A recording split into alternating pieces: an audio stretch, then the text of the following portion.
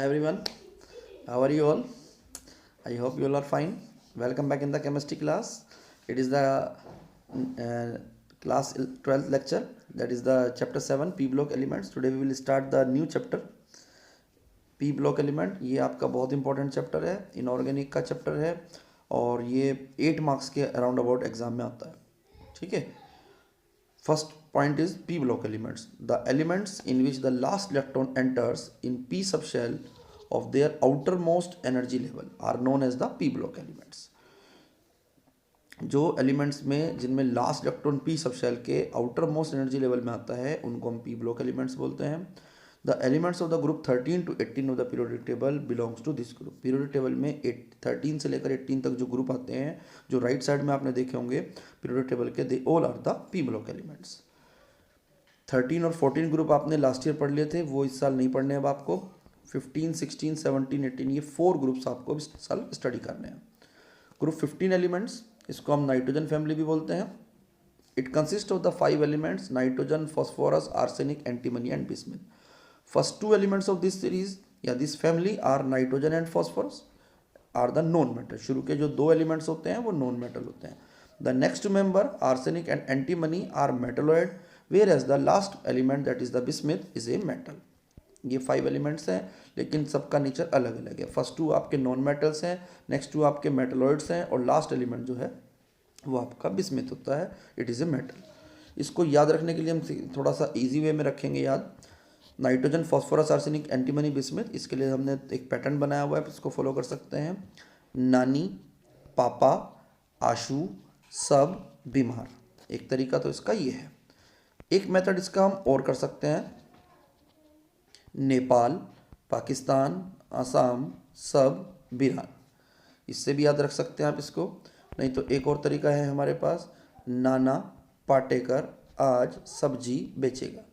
तो ये सीक्वेंस आपको सीक्वेंस में ही याद हो जाएगी, क्योंकि एलिमेंट का नेचर जो है एलिमेंट टू एलिमेंट वेरिएशन कर रहा है. जो सबसे नीचे है वही मेटेलिक होगा. बिस्मिथ तो कभी भूल भी जाओ, यदि आपको सीक्वेंस याद रहेगी तो आप बता सकते हो कौन सा मेटेलिक नेचर का होगा. Their general electronic configuration is NS2NP3. इनका जो जनरल कॉन्फ़िगरेशन होता है that is NS2NP3. Outermost shell में NS का जो S ऑर्बिटल होगा वो फुल्ली फिल्ड होगा और जो P ऑर्बिटल होगा या P सब शेल होगा that will be half filled. अब जैसे nitrogen, phosphorus, arsenic, antimony, bismuth आ रहे हैं, तो नाइट्रोजन का जनरल आउटर मोस्ट शेल का कॉन्फ़िगरेशन आएगा 2s2 2p3. फॉस्फोरस में आएगा 3s2 3p3. इसी तरह से arsenic 4s2 4p3, antimony 5s2 5p3 और बिस्मिथ में 6s2 6p3. ये कॉन्फ़िगरेशन आता है. General properties of the group 15 elements, इनको देखते हैं. Number 1 is the atomic and ionic radii. Their covalent and atomic radii increases with the increase in atomic number. जो covalent और एटॉमिक रेडियाई होती है वो धीरे धीरे इंक्रीज होती है जैसे जैसे एटॉमिक नंबर इंक्रीज होता है. There is a considerable increase in the covalent radius from nitrogen to phosphorus. Nitrogen से फॉस्फोरस की तरफ जो साइज है वो ऑटोमेटिकली बहुत अच्छे से बढ़ता है. But there is a small increase from arsenic to bismuth. Arsenic से बिस्मिथ की तरफ थोड़ा सा ही ज़्यादा चेंज नहीं होता, थोड़ा सा ही चेंज होता है साइज में.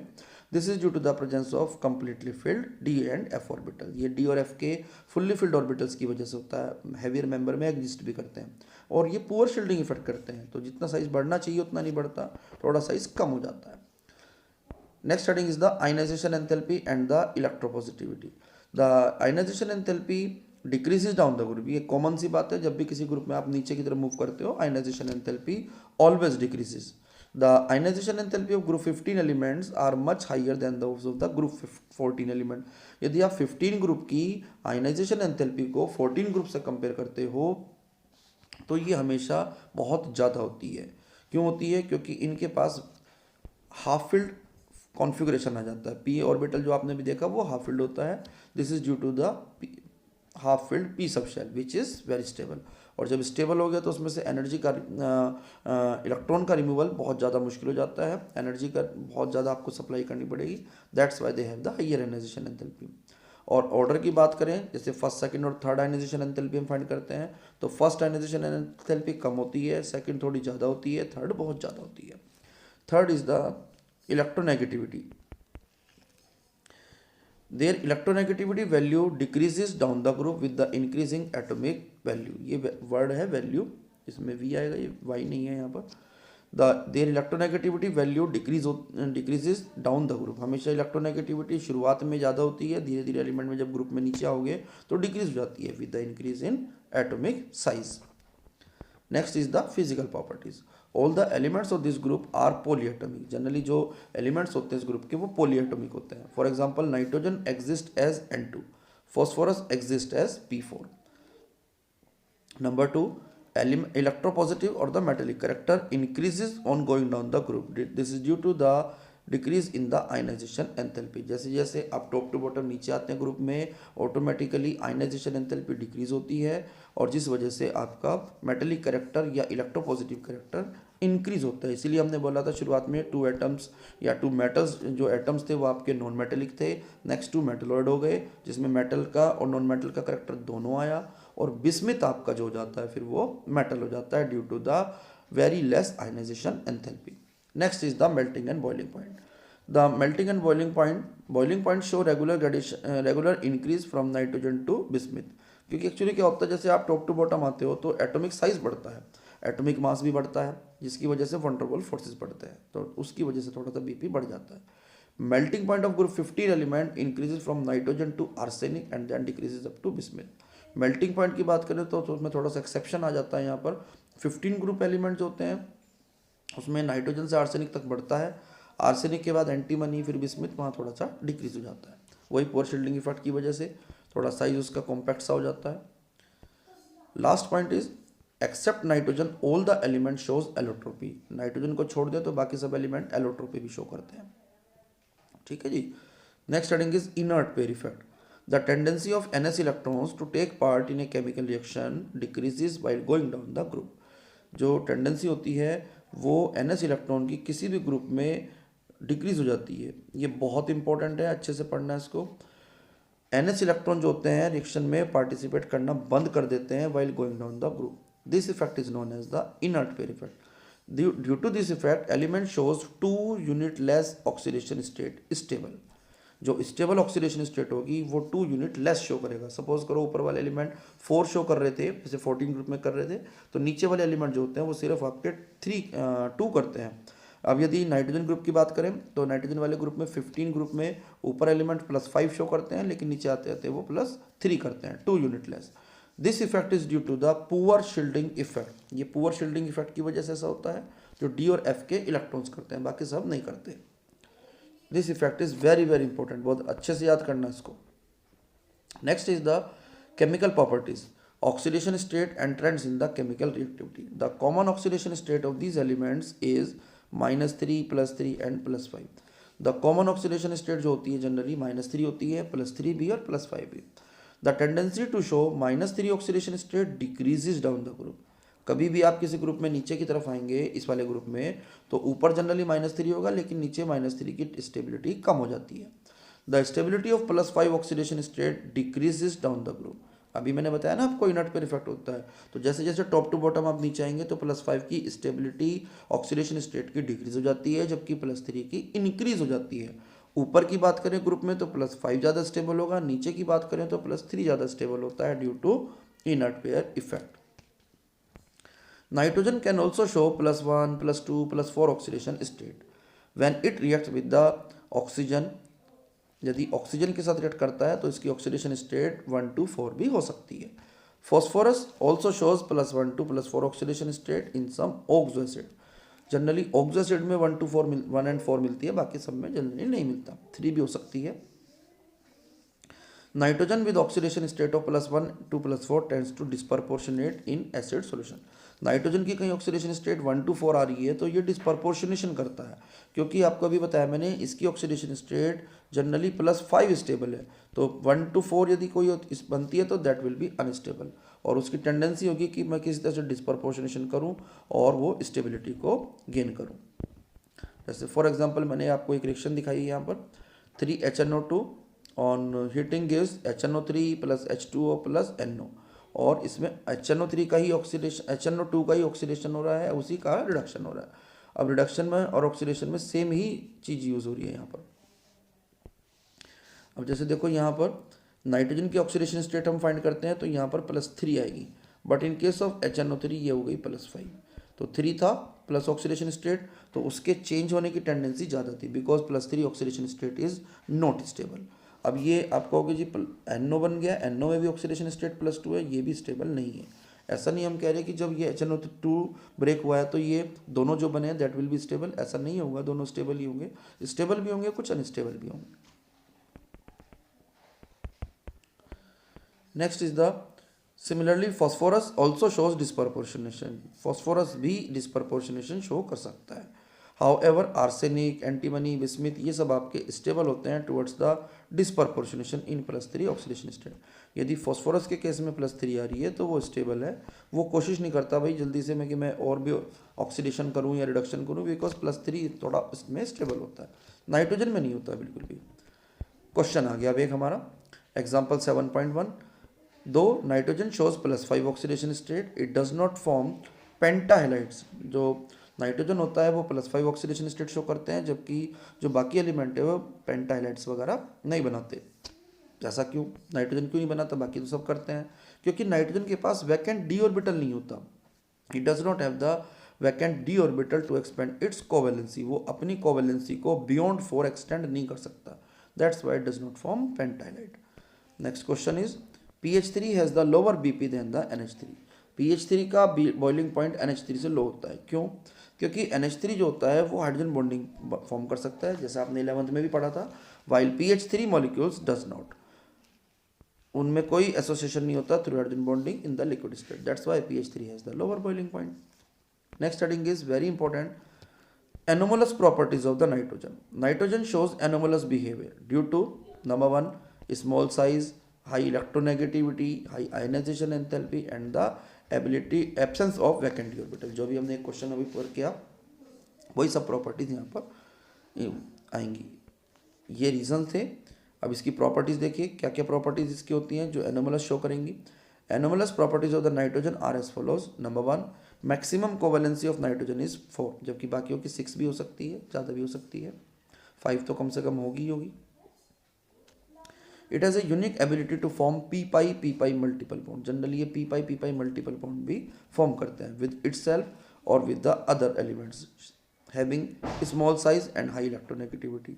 जनरली ये पी पाई मल्टीपल बॉन्ड भी बना लेता है, लेकिन बनाता उनके साथ ही है जो इनका साइज स्मॉल होता है, इलेक्ट्रोनेगेटिविटी हाई होती है, while higher elements can not form, जबकि बाकी मेंबर जो है नहीं कर सकते ऐसा। Nitrogen exist as a diatomic molecule, nitrogen आपने देखा ही होगा N2 की फॉर्म में लिखते हैं जब विद ए ट्रिपल बॉन्ड, जबकि फॉस्फोरस, आर्सेनिक, एंटीमनी जो होते हैं वो सिंगल बॉन्ड फॉर्म करते हैं, जैसे PP arsenic arsenic, S antimony, और जो बिस्मिथ है वो आपका प्योर मेटेलिक बॉन्ड बनाता है एलिमेंटल फॉर्म में। Next point, bond enthalpy of the nitrogen element is very high, N में ट्रिपल बॉन्ड आता है इसलिए बॉन्ड एंथैल्पी बहुत हाई होती है, which makes N2 very less reactive, इसकी वजह से N2 हमारा लेस रिएक्टिव भी होता है। Next point, since nitrogen bond is weaker, single bond की बात करें तो ये वीक होता है, then the single PP bond due to the repulsion between pair of electrons due to small bond length, nitrogen की जो साइज है स्मॉल होने की वजह से बॉन्ड लेंथ कम होती है, उसके पेयर के बीच इलेक्ट्रॉन्स पेयर के बीच में रिपल्शन होता है जिसकी वजह से वो जल्दी ब्रेक हो जाता है। As a result catenation tendency is weaker in nitrogen, इसलिए नाइट्रोजन के केस में कैटिनेशन टेंडेंसी वीकर होती है। Nitrogen can not form d pi p bond, जबकि हैवियर मेंबर बना सकते हैं। ये भी इसकी कुछ एनोमलस प्रॉपर्टीज थी, इसको अच्छे से पढ़ना। Next heading is reactivity towards the hydrogen, hydrogen के साथ कैसे रिएक्ट करते हैं, क्या उनकी प्रॉपर्टीज होती है, वो सब देखेंगे अब इसमें। All the elements of group 15 form hydrides of the type EH3 with sp3 hybridization, ये सारे एलिमेंट्स EH3 टाइप के कंपाउंड बनाते हैं और EH3 में sp3 हाइब्रिडाइजेशन होता है, जैसे आपको ध्यान भी हो लास्ट ईयर NH3 में था, 1 लोन पेयर होता है, 3 बॉन्ड पेयर्स होते हैं वहां पर। स्टेबिलिटी प्रॉपर्टीज कुछ डिस्कस करेंगे अब। Stability of the hydride NH3, PH3, ASH3, SbH3 और BiH3। NH3 की स्टेबिलिटी सबसे ज़्यादा है, BiH3 की स्टेबिलिटी सबसे कम है, क्योंकि bond length down the group धीरे धीरे डिक्रीज होती जा रही है, decrease in the bond length increase हो रही है और बॉन्ड एंथैल्पी डिक्रीज हो रही है। यदि अमोनिया की बात करें तो अमोनिया में NH बॉन्ड लेंथ बहुत कम है, स्टेबिलिटी ज़्यादा होगी क्योंकि बॉन्ड एंथैल्पी ज़्यादा है, जबकि बिस्मिथ हाइड्राइड की बात करें तो वो तो प्योरली आयनिक ही है, वो आराम से डिसोशिएट हो जाता है, इसलिए उसकी बॉन्ड एंथैल्पी भी कम होती है। रिड्यूसिंग करेक्टर बिल्कुल जस्ट रिवर्स है ऊपर वाले ऑर्डर का, NH3 फिर less than PH3 less than ASH3 less than SBH3 और लेस देन BiH3। देखो रिड्यूसिंग करेक्टर किसका होगा, जो इजीली आपको H दे सकता है, जो इजीली H दे रहा है वो रिडक्शन करवाएगा। इजीली H कौन दे सकता है, BiH3, क्योंकि इसमें बॉन्ड लेंथ ज़्यादा है, बॉन्ड एंथैल्पी कम है। NH3 में सबसे कम होगा क्योंकि बॉन्ड लेंथ सबसे कम है, एंथैल्पी बहुत ज़्यादा है। Next is the boiling point, PH3 ASH3 NH3 SBH3 and BiH3। इसमें याद रखने वाली बात आ गई, NH3 का सबसे कम नहीं होता, थोड़ा एक्सेप्शन है, बीच में आता है। It is due to the increase in the size due to increase in the van der Waals forces, ये वंडरवॉल फोर्सेस के इंक्रीज होने की वजह से ऐसा हो रहा है। Boiling point of NH3 is higher due to the hydrogen bonding, जो बॉइलिंग पॉइंट NH3 का है वो हाइड्रोजन बॉन्डिंग की वजह से ज़्यादा होता है, बाकी में हाइड्रोजन बॉन्डिंग नहीं एग्जिस्ट करती। बेसिसिटी की बात करें तो सबसे पहले वाला ये ऑर्डर है, NH3 greater than PH3 greater than ASH3 greater than SBH3 और greater than BiH3 due to the decrease in electron density on the central atom. Actually क्या होता है, जैसे जैसे साइज इंक्रीज होता है तो ऑटोमेटिकली साइज इंक्रीज होने से बॉन्ड लेंथ, जो इलेक्ट्रॉन पेयर्स होते हैं वो आपके बहुत दूर दूर हो जाते हैं, तो सेंटर पे इलेक्ट्रॉन डेंसिटी डिक्रीज हो जाती है, जिसकी वजह से bond length electron pair donate करने की पावर कम हो जाती है, बेसिक कैरेक्टर डिक्रीज होता है। BiH3 सबसे लीस्ट बेसिक इसी वजह से। बॉन्ड एंगल की बात करें तो भी यही है, नाइट्रोजन जो होता है ऑर्डर सेम रहेगा, इलेक्ट्रोनेगेटिविटी नाइट्रोजन एलिमेंट की हाईएस्ट है, therefore bond pair will be towards nitrogen atom, जो बॉन्ड पेयर हैं वो नाइट्रोजन एटम की तरफ जल्दी अट्रैक्ट होते हैं, hence repulsion between the bond pairs will be more, तो जितना ज़्यादा क्लोज होंगे उतना रिपल्शन ज़्यादा होता है। सो bond angle is highest. Lone pair repulsion होता है, बॉन्ड पेयर आपने पढ़ा है था लास्ट ईयर, बिल्कुल सेम है यहाँ पर। So bond angle will be highest after nitrogen, electronegativity decrease होती है इसलिए बॉन्ड एंगल भी डिक्रीज होता है। Last point is solubility, except NH3 all other halides hydrides are insoluble in water. NH3 को छोड़ दें तो बाकी सारे वाटर में इनसॉल्युबल होते हैं। NH3 soluble in water due to the formation of H bonding with water molecules, क्योंकि NH3 जो होता है वो वाटर के साथ हाइड्रोजन बॉन्डिंग कर सकता है, बाकी सारे कंपाउंड नहीं कर सकते हैं। Reactivity towards oxygen, all the elements form two types of the oxide, E2O3 and E2O5।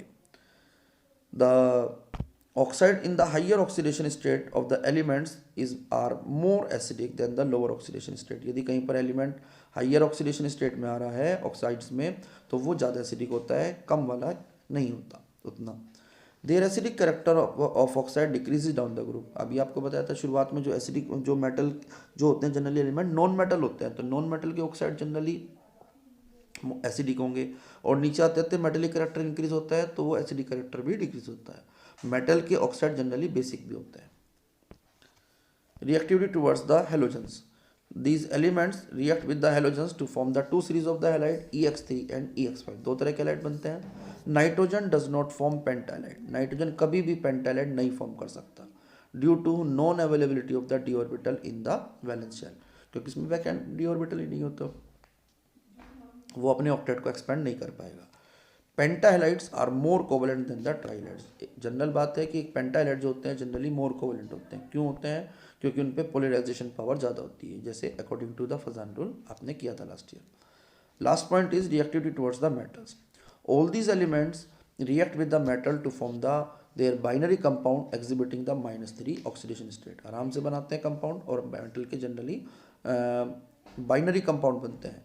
जैसे मान लो मैं कैल्शियम का या सोडियम का नाइट्रोजन से रिएक्शन कराऊँ तो सोडियम नाइट्राइड बन जाएगा, कैल्शियम से करेंगे कैल्शियम नाइट्राइड बन जाएगा। अब हम एक क्वेश्चन ले रहे हैं, एनसीईआरटी का इंडेक्स क्वेश्चन है ये, why are pentahalides more covalent than the trihalides. Pentahalides ज़्यादा कोवलेंट क्यों होते हैं ट्राइहेलाइड्स के कंपेरेटिवली? क्योंकि पेंटाहेलाइड में ऑक्सीडेशन स्टेट आती है +5, जबकि ट्राइहेलाइड्स में आती है +3।